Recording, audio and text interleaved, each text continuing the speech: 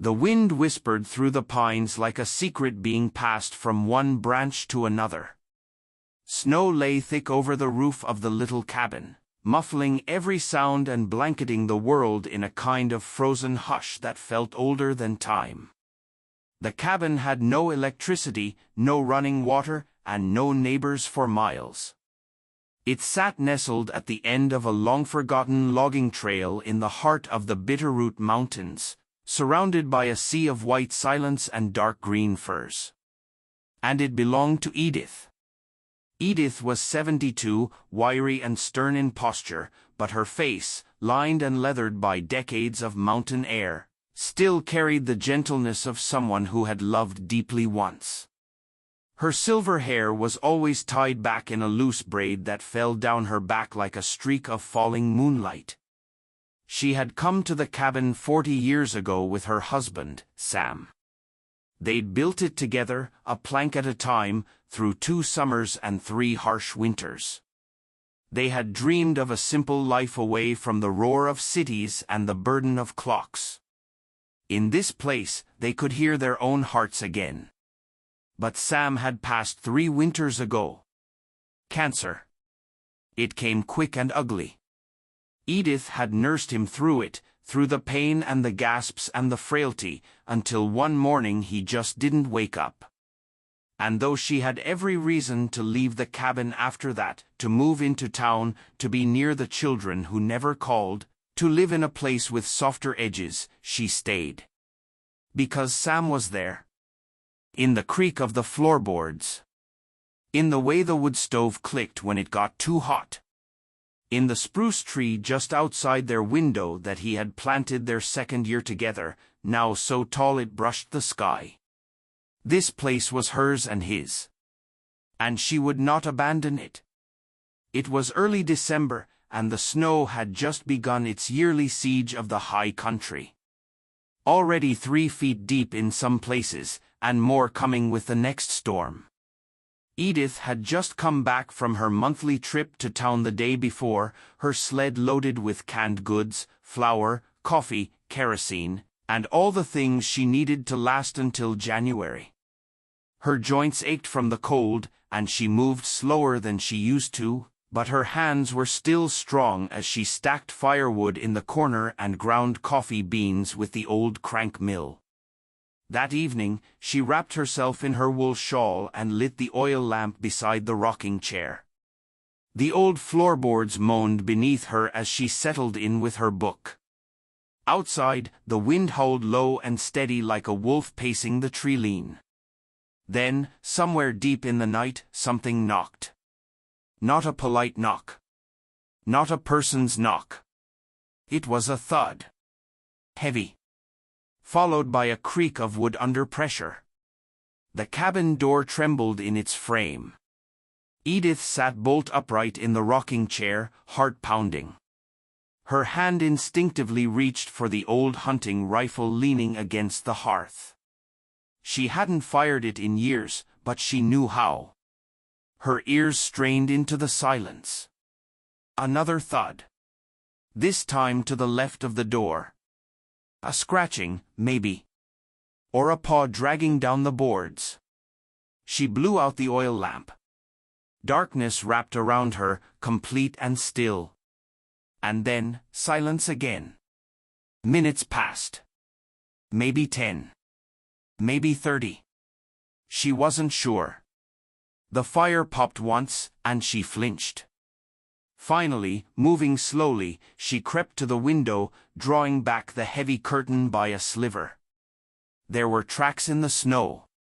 Huge, oval tracks with claw marks. Bear tracks. A big one. She didn't sleep the rest of the night. At dawn, she finally opened the door. The wind had stopped. The forest was ghostly quiet, the way it sometimes got after a storm or a mystery. The bear had been here all right. The prints led up to her door, circled the porch, and then wandered off into the woods again. No trash had been torn into, no food disturbed. Odd. A bear desperate enough to come this close to a human would usually be hungry. or sick. But the larder was untouched. Only. Edith stepped out further, frowning. There was something sitting on the porch. At the edge of the claw marks. It was small. Round. Fur-covered. At first she thought it was a piece of the bear's own coat, shed in the scuffle. But when she bent down, she saw it was too intact for that. It was a toy. A stuffed bear. Worn, weathered, and missing one of its button eyes. Its fur was singed on one side, as if it had once been too close to a fire.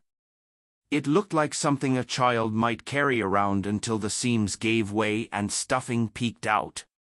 Edith stood there in the snow, holding the little toy bear, her fingers trembling not from cold, but from something stranger. Something like recognition. A feeling she couldn't place yet. She turned it over in her hands.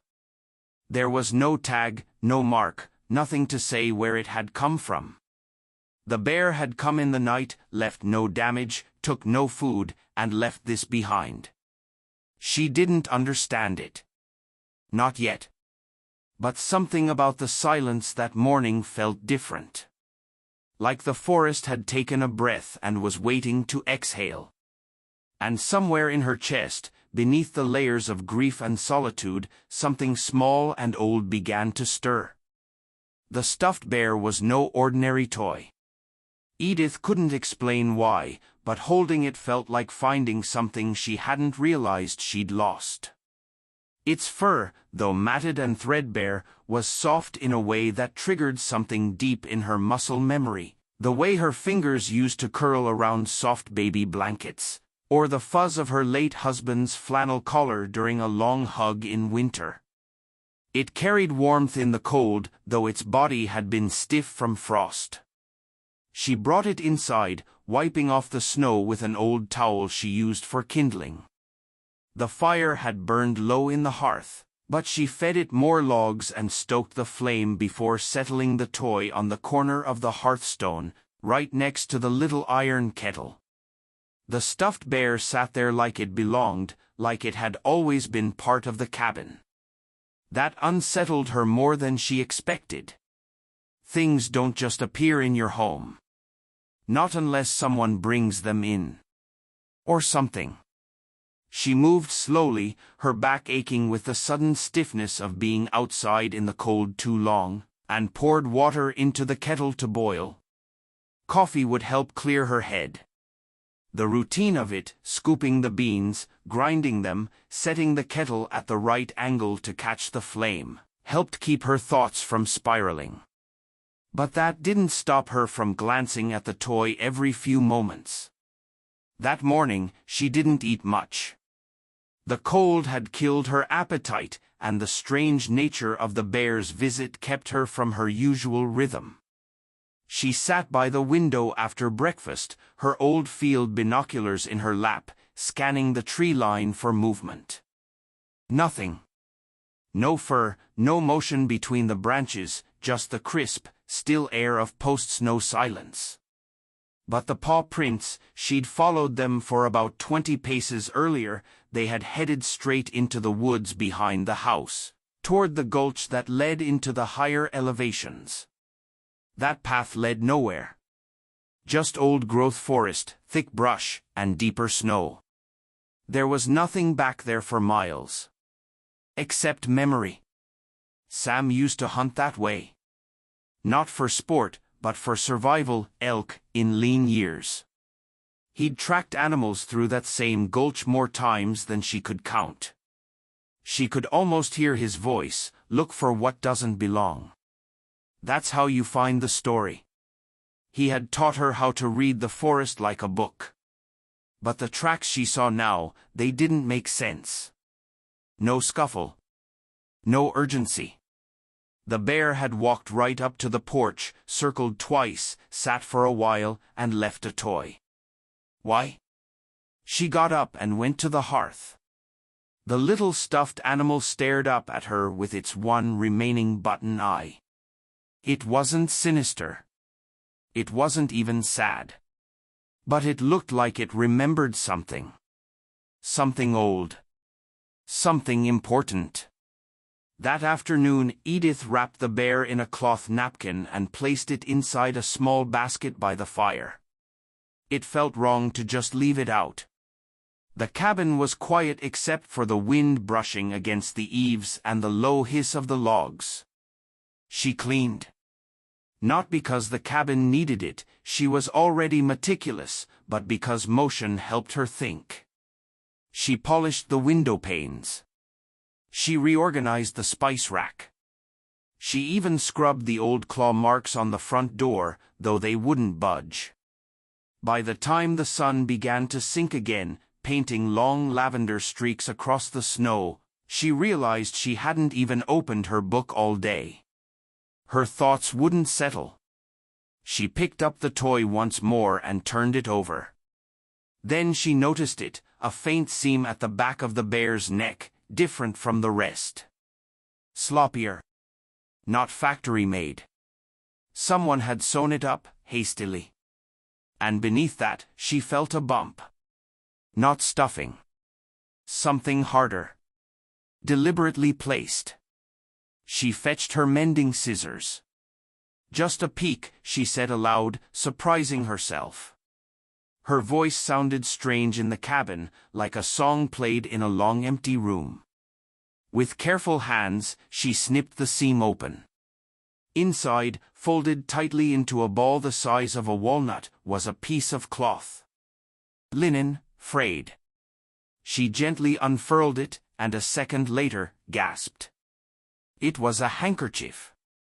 Faded green with stitched edges, but what made her sit down, hard, on the stool beside the fire was what was sewn into the corner. 3 tiny letters, hand-stitched in blue thread. SEW. Her husband's initials. She hadn't seen that handkerchief in decades. It had belonged to Sam. A gift from his mother, long before Edith even met him. He used to carry it in his breast pocket. She remembered teasing him once for being too proper, like a gentleman banker stuck in the woods. He just winked and said, "Even wolves have manners." That handkerchief had gone missing the year they'd moved into the cabin. She'd searched for it, even in the rafters and under the floorboards. It had vanished. And now, here it was, tucked inside the belly of a toy bear, delivered to her door by an actual bear. Edith felt dizzy. Not with fear, not exactly. But with the eerie sensation that something was happening just outside the edge of her understanding. Something more than coincidence. She got up and stepped outside. The cold bit her cheeks, and the snow had stopped falling. She looked at the woods again, at the trail of paw prints leading into the trees. The bear had brought her something. Not food. Not trouble. A message? A memory? A nudge from something beyond? That night, she didn't light the lamp. She sat with the fire and let the darkness gather around her like a shawl. The stuffed bear sat on the table beside her. The handkerchief lay open, pressed flat with a book to keep its creases from curling. Somewhere in the woods, something watched. Not threatening. Not waiting. Just present. As if the forest itself had eyes. She whispered into the dark, her voice barely a breath, "What do you want from me?" No answer came. But outside, far away, a branch cracked, like someone stepping forward. It started with a rumor. That's how most things begin in towns like Willow Ridge, where the wind carries more than just snow and pine needles. Old men at the diner counter talked about it with half smiles, half shrugs. Kids dared each other to walk past the place alone. No one believed it, not really, until they saw it themselves. A bear. A real bear. Sitting. Every morning. At the old bus stop on Creekside Lane. It didn't snarl or beg or scavenge like you'd expect. It just waited. quietly, staring down the road like it was expecting someone. At first, folks thought it must be hungry, maybe drawn in by the scent of sandwiches or the leftover snacks school kids tossed. But the odd thing was, it never took food. One morning, Clara Mitchell, the school bus driver, left half a sandwich on the bench when the bear wasn't around. The next day, the sandwich was still there, untouched, frozen stiff in the cold. It was December by then, and the snow had begun to gather like it always did, deep drifts in the ditches and white sheets stretching across the open fields. The town, though small, had its rhythm: school bells, logging trucks, quiet roads. But now everyone started glancing toward Creekside Lane. The bear became part of the landscape. No one could explain it, but no one could ignore it either. One particularly frosty morning, 7-year-old Emma Caldwell stepped off the school bus and stood staring at the bear. She didn't look afraid. Instead, she tilted her head curiously, backpack swinging behind her. "Why's he here?" she asked no one in particular. Her older brother tugged at her coat. "Come on, Em. Mom said don't talk to the bear." But Emma stayed for just a moment longer, looking right into the animal's eyes. They weren't like other animals' eyes, there was something deeper. A waiting kind of sadness. Then the bear blinked slowly and turned its head back toward the road, as if the little girl had never been there at all. Word spread. Videos went viral. A wildlife expert came out with a tranquilizer rifle but never used it. "It's not aggressive," he told the local paper. "It's grieving, maybe. Bears have memories. Bonds." No one had an answer, but everyone had a theory. Some said it had lost its mate. Others claimed a child had once fed it there. A few swore they remembered an old woman who used to sit at that stop with a basket of bread and a thermos of tea. "She died a couple of winters ago," they said. "Alone." But the bear kept coming. Every morning, right before the school bus arrived, it would emerge from the woods and pad silently to the stop. It would sit beside the bench, never on it, just beside it. Quiet. Still. As if waiting for a bus that never came. Sheriff Mark Rowley finally set up a camera. The footage was the same every day. The bear emerged. Saturday. Watched. Left. It was never late. It never missed a day. And when the snows deepened and the wind turned sharp enough to peel paint off fences, the bear still came. Clara, the bus driver, couldn't stop thinking about it. On Christmas Eve, she brought a red scarf, her late husband's, and left it draped gently over the bench's armrest. She didn't know why. Maybe as a gesture. Maybe so the bear wouldn't look so alone. The next morning, the scarf was wrapped around the bear's thick neck. No one saw it happen. But there it was. By January, the town had stopped trying to chase it off. They began shoveling a path through the snow for it. The mayor joked about making it an honorary citizen. Tourists stopped for photos, though they were careful to stay in their cars. But beneath the jokes, there was reverence. People lowered their voices when they talked about the bear. They called it the Watcher. Or the Guardian. Kids whispered, "He's waiting for someone he loved." But Emma had another theory. She wrote it down in her diary, with purple pen and shaky letters. The bear is not just waiting. He remembers. Emma couldn't stop thinking about the bear. Not at school, not during dinner, not even when her parents tucked her in at night and told her, once again, "Please stop asking about that animal." But she did ask. Quietly. To herself. To her notebook. To the little stuffed bear she named Watcher and kept tucked under her arm every night. At recess, while the other kids played tag or built lopsided snowmen, Emma would sit cross-legged near the edge of the playground fence, eyes turned toward the ridge of pines far in the distance. That's where the bus stop lay. And just beyond that, the forest. Cold, thick, unknowable. The place from which the bear came, and into which it vanished again. The teachers didn't like it.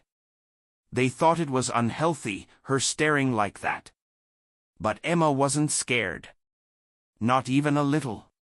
She said it plainly to her best friend, Lily, "He's waiting for someone.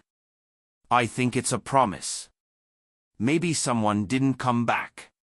Lily just blinked. "It's a bear," she said. "It doesn't know what a promise is." Emma didn't respond. Because somehow, she knew that wasn't true. In town, grown-ups still buzzed about the animal like it was a seasonal attraction. Still there, they'd ask at the diner. Yup, someone would nod, and then they'd go back to their coffee and crossword puzzles. But the fascination was fading, like a snowflake melting on a windshield. They didn't see the bear anymore, not really. They only saw the idea of it. Like folklore, turning into static in the back of the mind. But not Emma. Every day after school, she begged her brother to slow down as they neared the stop. Sometimes the bear would already be gone, its great prints pressed into the snow like hieroglyphs. Other days, it would still be there, just starting to lumber back into the woods. One afternoon, she saw it pause and turn. Just for a moment.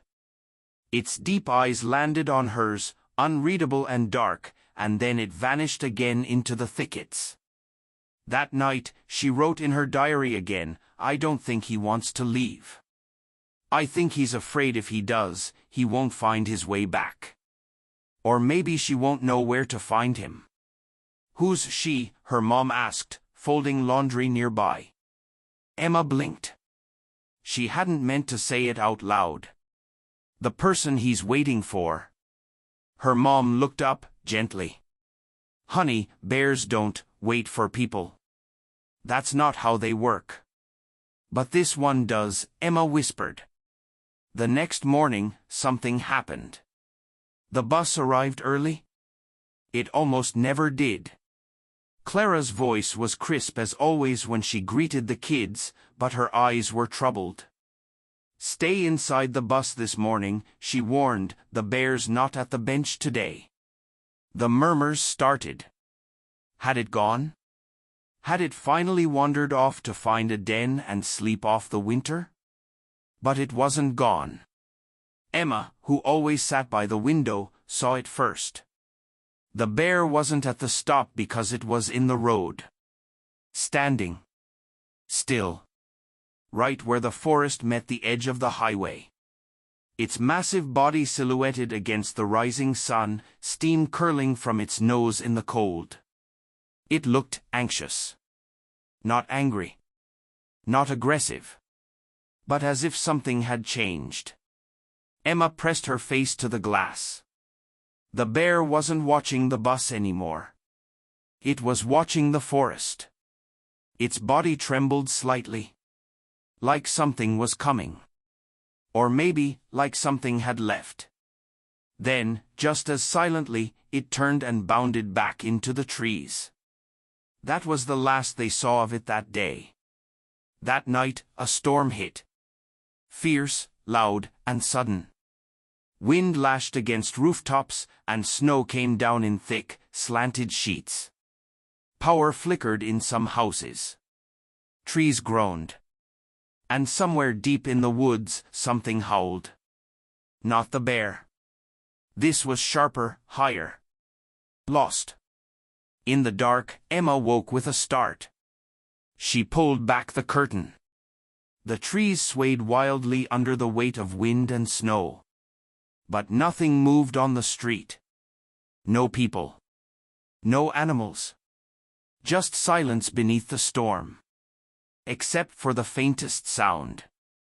A soft, distant ring. Like a bell? No, a clink.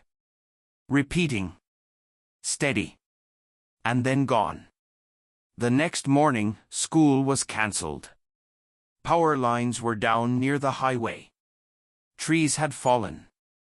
Her dad went out to shovel the walk, and when he returned, he looked oddly shaken.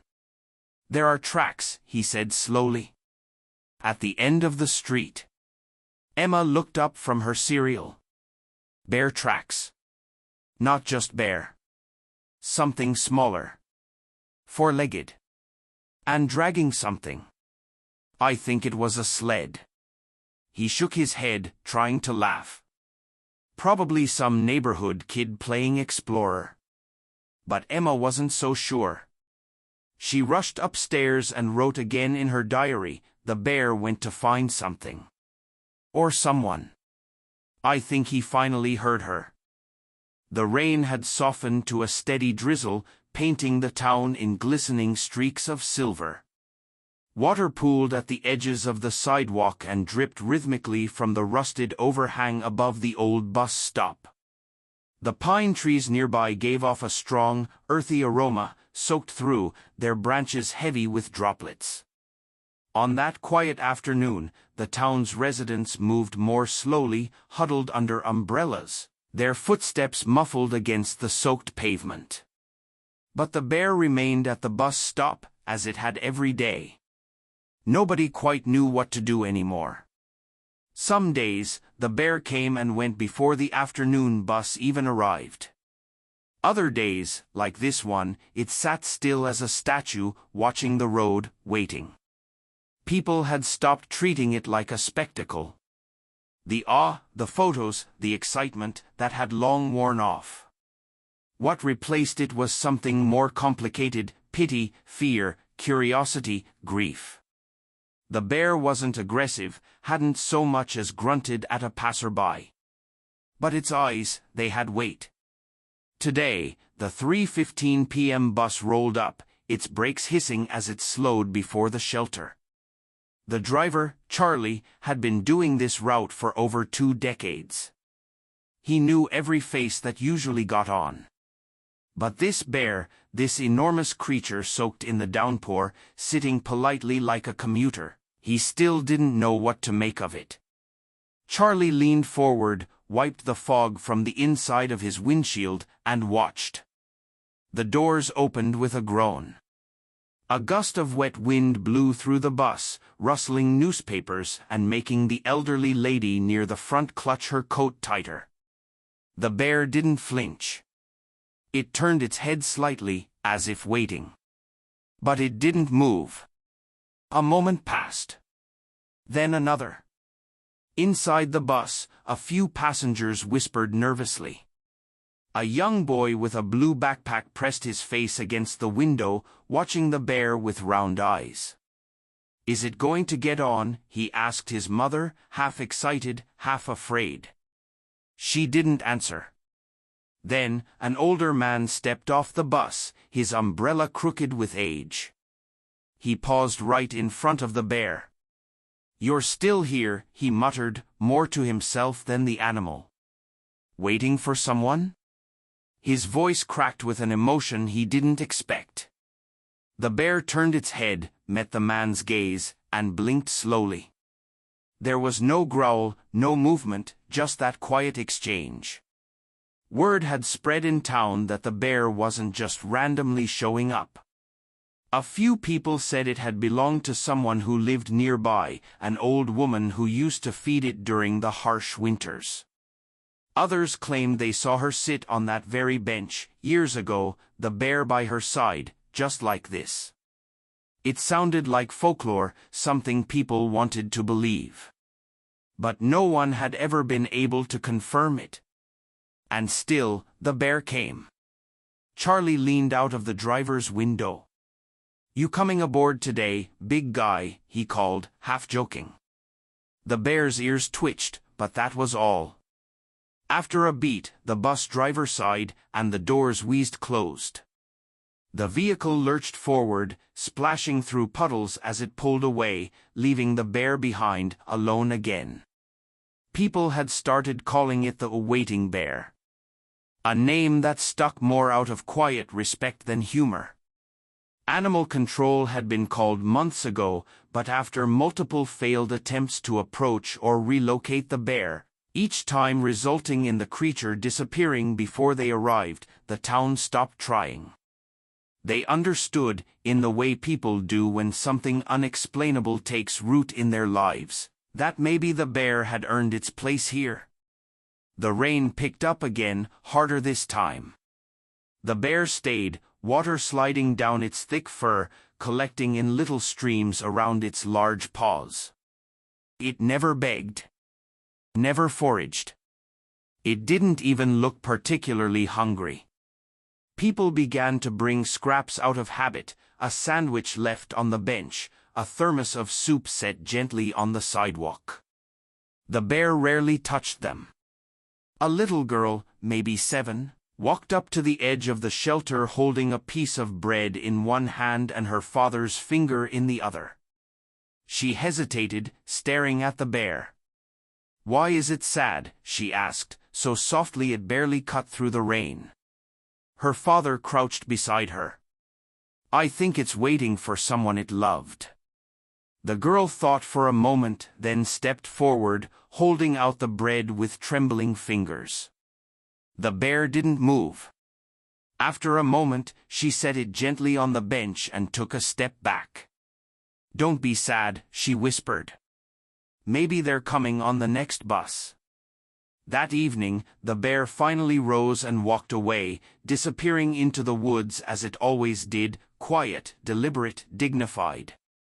But the bench stayed wet from where it had sat, and the bread remained untouched. In a house on the far edge of town, behind a garden long overgrown, a photograph still hung crookedly on the living room wall. It showed a woman, white-haired and smiling, sitting on a bench at a bus stop. Next to her, nuzzling her arm, was a bear. No one had lived in that house for years, but the mailbox still bore her name.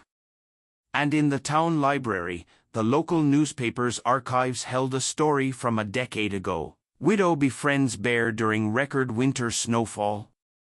People used to laugh at it. But no one laughed anymore.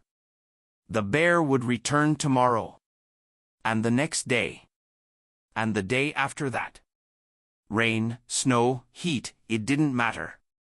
Always at the same time. Always waiting. For a bus that brought everyone but the one it longed to see. The townspeople began to build little routines around the bear. At first, it was just a story to tell visitors. Then it became something more sacred, almost unspoken, a presence woven into the rhythm of daily life. And though many treated the bear's vigil like a quaint mystery, the truth lay deeper than most dared to explore. The bear wasn't there out of confusion. It wasn't repeating a meaningless act. It was remembering. And memory, as people would come to understand, is its own kind of love. On a crisp autumn morning, with golden leaves swirling gently across the bus stop pavement, an elderly woman named Dottie arrived with a wicker basket full of warm muffins. She placed one on the bench beside the bear and sat carefully at the other end, adjusting her scarf. She didn't speak right away. The bear barely acknowledged her, eyes fixed on the road. But eventually, she murmured, "You remember her, don't you?" The bear blinked. "I knew her, too. Not well. Just enough to know she was kind," Dottie said. "She used to hum when she walked past my house. I asked her once what the tune was. She said it was a lullaby from her childhood. I never heard it again until one day, you were humming it." The bear didn't move, but its chest rose and fell more slowly, as if breathing in her words. "You remember her. You wait because you believe there's still a chance." Dottie's voice broke. "And part of me envies that. The woman left quietly, her basket lighter, her heart heavier. The muffin remained untouched. But the bear lingered longer that day, well into the dusk, long after the bus had come and gone. Elsewhere, in the dusty back room of the town's only history museum, a young volunteer named Mason had grown obsessed with the bear's story. Every afternoon after school, he sifted through yellowed newspaper clippings, old photographs, and brittle town registries, piecing together the strange connection between the animal and the mysterious woman people only referred to as the widow. Her real name, he discovered, was Eleanor Rowe. She had moved to the town nearly 30 years ago after her husband passed away, settling into a small cottage near the edge of the forest. She kept mostly to herself, though neighbors recalled her gentle smile and her habit of leaving scraps of food along the edge of the woods during harsh winters. There were photos, some grainy, some clear, of Eleanor standing on her porch with a young bear cub in the background. One showed the bear sniffing her outstretched palm. Another showed them walking side by side along the trail near the river. Eleanor had once told a reporter, "He found me when he was small, hungry, and frightened. I fed him, but he stayed because I listened." That's more than most people ever do. Mason held the photograph tightly, the edges soft with time. The bear was unmistakable. It was smaller then, but those eyes, deep and reflective, were the same. And then Mason found something else, a journal preserved in a glass box, locked away with some of Eleanor's belongings. Inside, she had written of her quiet days, her dreams, and, more frequently than anything, her conversations with the bear she called Whistle. "I don't know why he chose me," she wrote in one passage. "But I've never felt so seen. He comes and sits by me while I knit. He listens to the wind like it speaks his language. He waits for me when I go into town. And if I ever disappear, I hope he won't forget the bench by the bus stop. That's where I always waited for him in the winter, before he came." Mason felt a chill crawl across his skin. The journal entry was dated only a month before Eleanor passed away. The next day, Mason stood near the bus stop, clutching the photograph and the journal in a waterproof folder. The bear sat in its usual spot, unmoved by the drizzle. Mason approached slowly, his heart pounding. "I know your name," he said, voice shaking.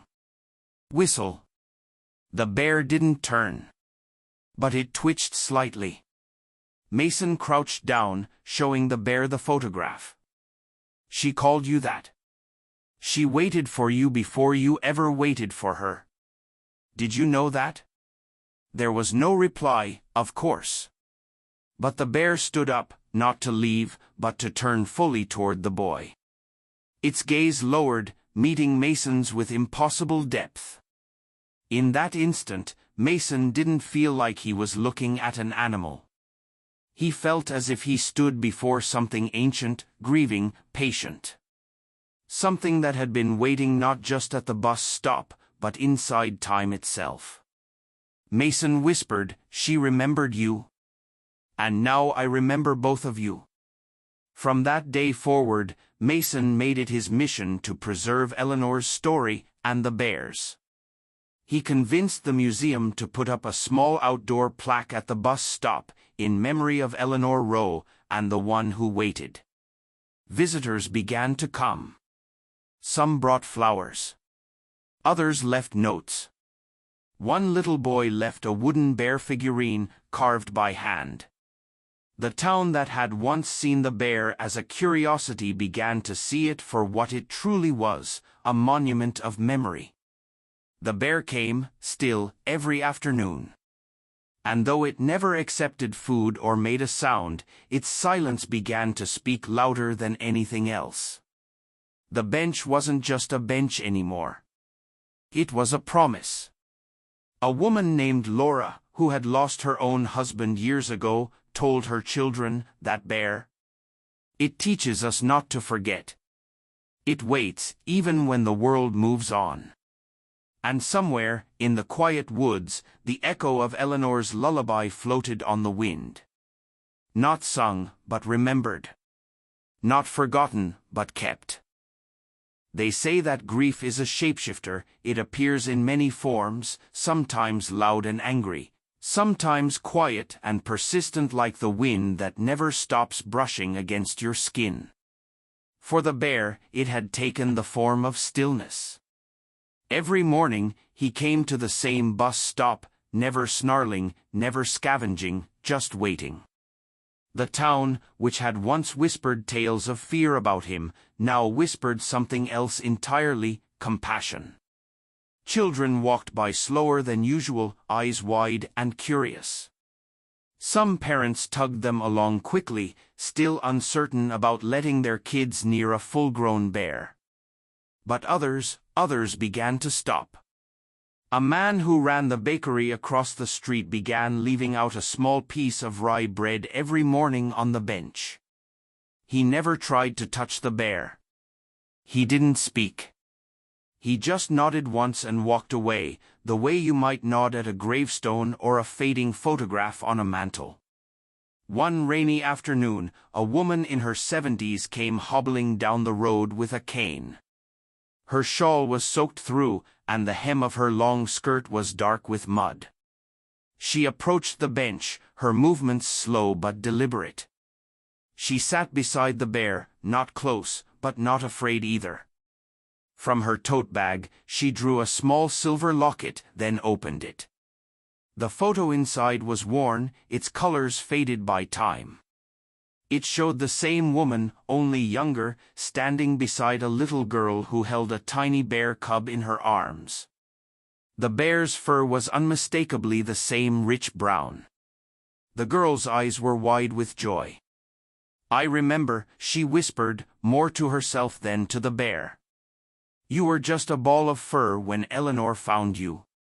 The bear did not move, but the weight of the moment seemed to wrap around the bus stop like a warm blanket. "You waited with her for the bus once, didn't you?" she said again, her voice trembling. "All those years. I used to think she was a little mad, treating you like a family member. But maybe she was the only one who saw you for who you really are." The bear blinked slowly, then turned his head slightly toward the woman, as if in acknowledgement. A tear escaped the corner of her eye, cutting a trail down her weathered cheek. She patted the bench gently, stood up, and walked away. The bus stop returned to silence, the only sounds being the rustle of leaves and the occasional whine of the wind. Later that week, a local schoolteacher decided to include the bear in her students' art assignments. The theme was unlikely friendships, and every child painted the bear beside the bus stop, some with crayons, others with watercolors. The walls of the school slowly filled with depictions of the bear sitting patiently on the bench, often with a young girl beside him, or an older woman offering him an apple, or even the ghost of Eleanor herself smiling beside her old companion. Then one Saturday, something unusual happened. The bear did not arrive at the bus stop. The town noticed almost immediately. People slowed their cars. Some stopped completely and got out to look around. Children tugged on their parents' hands, pointing at the empty bench. The bakery owner looked out the window, puzzled. The woman with the cane came by and paused, confused. No one said it out loud, but a quiet panic settled over the town. The bear was missing. Volunteers formed small groups, some heading into the woods with flashlights, calling softly, as if calling for a lost pet. Others left offerings at the bus stop, honey jars, flowers, letters written in crayons and marker ink. One letter, taped carefully under the bench, simply read, "We miss you. Please come back." On the third day, he returned. Slower, weaker, with something in his mouth, an old, tattered scarf. Eleanor's scarf. It was unmistakable, the same blue and white knitted one she always wore.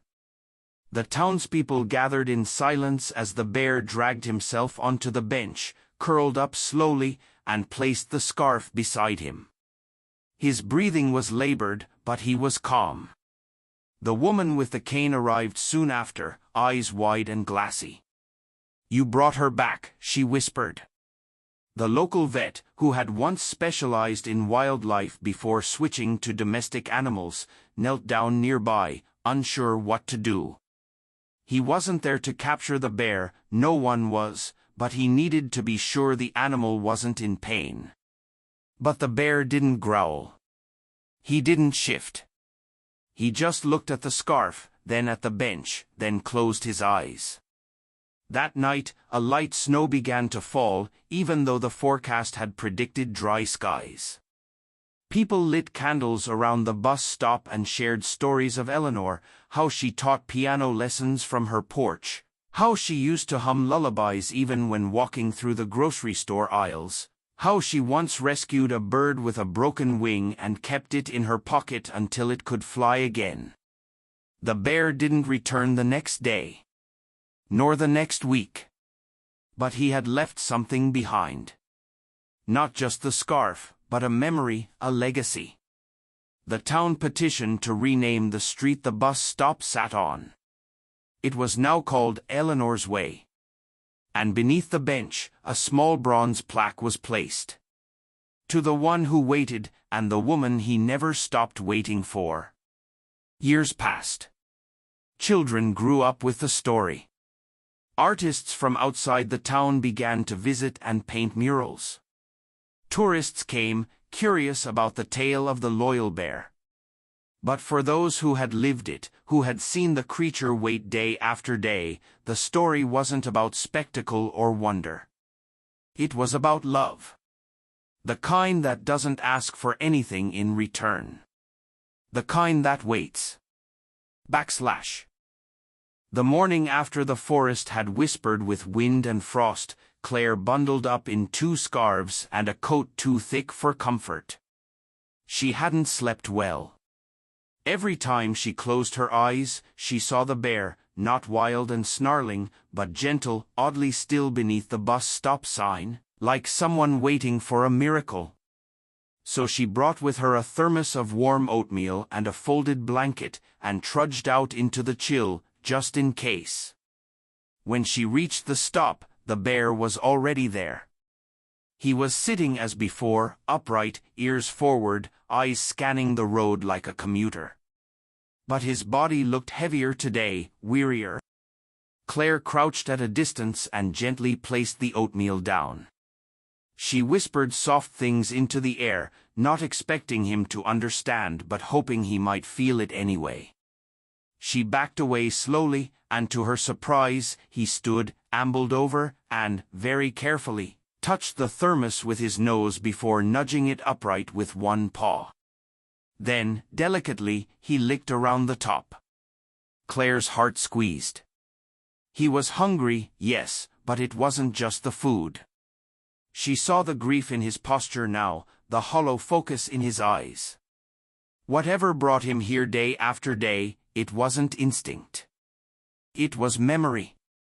The next morning, Claire brought a folding chair and a notebook. She set up about 20 feet away and sketched while the bear sat in his usual spot. She didn't move close. She didn't try to pet him or tame him or make him into a spectacle. She just witnessed. After a while, she began to talk. Not loudly. Not constantly. Just little stories, about the town, about her father, about the dog she used to have when she was 7. The bear never looked directly at her, but once, when she mentioned the word ride, his ears perked. That night, Claire searched the town library's archives and found something. An old article, yellowed and blurry, titled, "Bus Driver Dies Saving Wildlife from Runaway Truck." The date matched the one scratched onto the bench. The photo was grainy, but her father's kind eyes were unmistakable. And beside the image, another, taken weeks earlier, showed her father offering his lunch to a small bear cub at the edge of the forest. It hit her like a silent blow to the chest. The bear at the stop, he had known her father. It explained everything: the waiting, the return, the bus stop itself. He wasn't hoping for food or human company.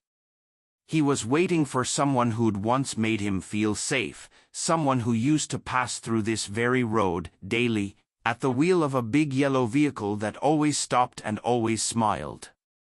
Claire went to the shelter of the stop and brushed away the snow from the wooden bench. She sat. This time, the bear came closer. Not close enough to touch, but close enough that she could hear his breath, a steady, low rhythm like the hush of a tide. She unzipped her coat and took out the photo of her father. Held it up. The bear looked at it. And then something extraordinary happened. He rumbled deep in his chest, not a growl, not a warning, but a sound full of sorrow and softness. He looked back toward the road. Then, without warning, he stood and began to walk, slowly, with careful steps, across the icy field and into the trees. Claire didn't move. She didn't call after him. She just watched. The next morning, the bear wasn't there. Nor the day after. Or the day after that. Claire kept returning, oatmeal in hand, notebook ready. But the bench remained empty. It wasn't until the 5th day that she understood the bear had come not to find someone, but to say goodbye. He had needed someone to witness his vigil. Someone to carry it forward, not as a burden, but as a kind of gift. Weeks passed, and the first thaw came. The townspeople began to notice the girl who sat quietly at the edge of the woods, sketching in silence, sometimes talking to herself, sometimes just listening. They didn't know the whole story, but something about her presence made them slow down, look up, and soften. Then one morning, a child, no more than 6, stood beside Claire at the stop. He didn't say much. Just looked at her drawing and asked, "Did you ever see the bear?" She looked down, smiled faintly, and answered, "Yes. And I think he saw me too." The morning after the forest had whispered with wind and frost, Claire bundled up in 2 scarves and a coat too thick for comfort. She hadn't slept well. Every time she closed her eyes, she saw the bear, not wild and snarling, but gentle, oddly still beneath the bus stop sign, like someone waiting for a miracle. So she brought with her a thermos of warm oatmeal and a folded blanket, and trudged out into the chill, just in case. When she reached the stop, the bear was already there. He was sitting as before, upright, ears forward, eyes scanning the road like a commuter. But his body looked heavier today, wearier. Claire crouched at a distance and gently placed the oatmeal down. She whispered soft things into the air, not expecting him to understand but hoping he might feel it anyway. She backed away slowly, and to her surprise, he stood, ambled over, and, very carefully, touched the thermos with his nose before nudging it upright with one paw. Then, delicately, he licked around the top. Claire's heart squeezed. He was hungry, yes, but it wasn't just the food. She saw the grief in his posture now, the hollow focus in his eyes. Whatever brought him here day after day, it wasn't instinct. It was memory. The next morning, Claire brought a folding chair and a notebook. She set up about 20 feet away and sketched while the bear sat in his usual spot. She didn't move close. She didn't try to pet him or tame him or make him into a spectacle. She just witnessed. After a while, she began to talk. Not loudly. Not constantly. Just little stories, about the town, about her father, about the dog she used to have when she was 7. The bear never looked directly at her, but once, when she mentioned the word ride, his ears perked. That night, Claire searched the town library's archives and found something. An old article, yellowed and blurry, titled, "Bus Driver Dies Saving Wildlife from Runaway Truck." The date matched the one scratched onto the bench. The photo was grainy, but her father's kind eyes were unmistakable. And beside the image, another, taken weeks earlier, showed her father offering his lunch to a small bear cub at the edge of the forest. It hit her like a silent blow to the chest. The bear at the stop, he had known her father. It explained everything: the waiting, the return, the bus stop itself. He wasn't hoping for food or human company. He was waiting for someone who'd once made him feel safe, someone who used to pass through this very road, daily, at the wheel of a big yellow vehicle that always stopped and always smiled. Claire went to the shelter of the stop and brushed away the snow from the wooden bench. She sat. This time, the bear came closer. Not close enough to touch, but close enough that she could hear his breath, a steady, low rhythm like the hush of a tide. She unzipped her coat and took out the photo of her father. Held it up. The bear looked at it. And then something extraordinary happened. He rumbled deep in his chest, not a growl, not a warning, but a sound full of sorrow and softness. He looked back toward the road. Then, without warning, he stood and began to walk, slowly, with careful steps, across the icy field and into the trees. Claire didn't move. She didn't call after him. She just watched. The next morning, the bear wasn't there. Nor the day after. Or the day after that. Claire kept returning, oatmeal in hand, notebook ready. But the bench remained empty. It wasn't until the 5th day that she understood the bear had come not to find someone, but to say goodbye. He had needed someone to witness his vigil. Someone to carry it forward, not as a burden, but as a kind of gift. Weeks passed, and the first thaw came. The townspeople began to notice the girl who sat quietly at the edge of the woods, sketching in silence, sometimes talking to herself, sometimes just listening. They didn't know the whole story, but something about her presence made them slow down, look up, and soften. Then one morning, a child, no more than 6, stood beside Claire at the stop. He didn't say much. Just looked at her drawing and asked, "Did you ever see the bear?" She looked down, smiled faintly, and answered, "Yes. And I think he saw me too." As spring melted into a soft breeze and the last traces of snow receded into the soil, something changed at the old roadside bus stop. The bench, once just a forgotten slab of wood, now held the echoes of something more. People no longer passed by without slowing. Some stopped just to watch.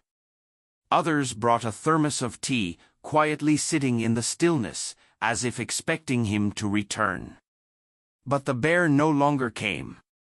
He hadn't been seen in over a month, and though no one had officially spoken it aloud, many feared what they knew deep inside. The bear was gone.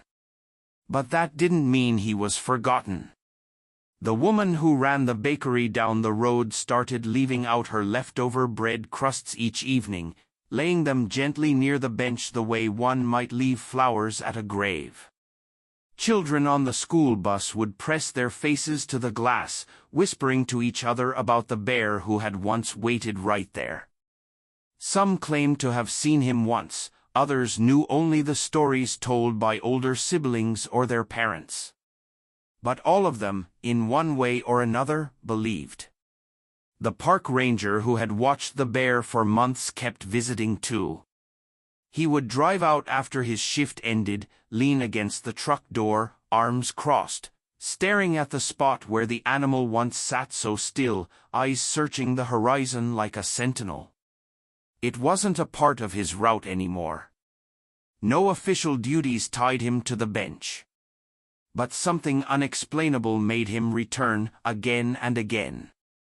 Not for data, not for photos, just to feel close to that rare moment when man and beast had briefly shared a kind of understanding.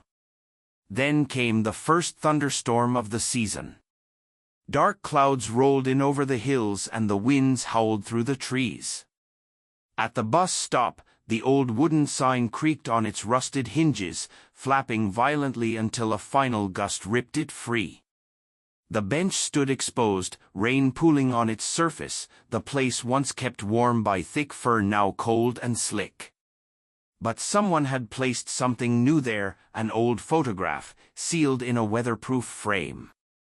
It was the little girl's face. Smiling. Standing beside the bear.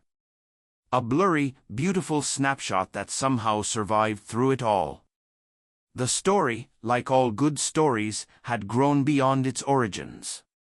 Local news picked it up again. This time, not as a curiosity but as a memory. An old clip of the girl laughing near the bear aired on television, paired with gentle piano music. The segment was short, but it stirred something deep. The station received letters, calls, even sketches from children. One boy wrote, "The bear waited for love, not food." It was framed and hung in the station lobby. Weeks passed. Then one morning, just as the fog was lifting from the fields and birds were shaking dew from their feathers, someone noticed footprints near the stop. Large ones. Fresh.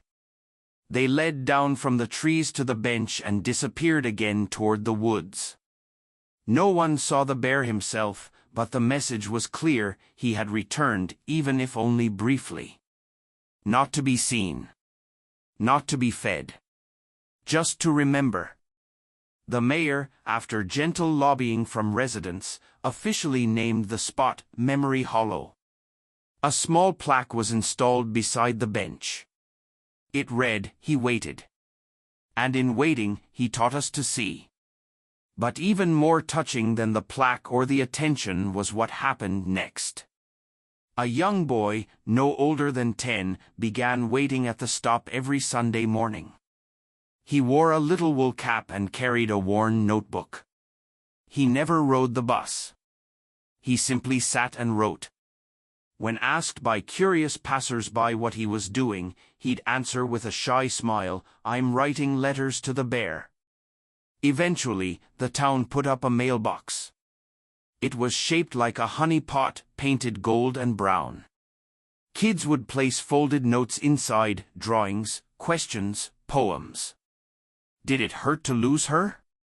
Do you miss her paw in yours? If I wait too, will someone come back for me? The mailbox filled and refilled. The ranger, now retired, took on the quiet duty of collecting the letters and preserving them in a leather-bound journal. He didn't respond to them. The bear, after all, had no voice in human terms.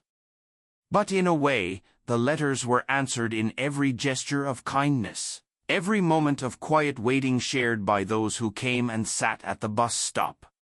One summer day, a tourist passing through asked why the bench had no shade. Why no one replaced the creaking sign or trimmed the weeds growing beneath it. An old woman replied gently, "Because that's how he left it. We don't change what was holy." And so it remained. Untouched by time, yet woven into it. The bear became more than a memory. He was a symbol. Of love that outlasts grief. Of waiting that isn't wasted. Of presence that defies explanation. In the heart of a town once too busy to notice, a bear had sat still. And in doing so, made them all pause. Made them remember. Made them believe. The girl, wherever she was, wherever the winds had carried her soul, had not been forgotten. Her laughter still echoed in the stories. Her face still watched from the photo. And perhaps, just perhaps, on quiet mornings, when the mist curls low and the trees rustle like whispers, the bear still returns. Not for food. Not for warmth. But for love. Because some waiting never ends. And some love, especially the kind between a girl and a bear, never fades.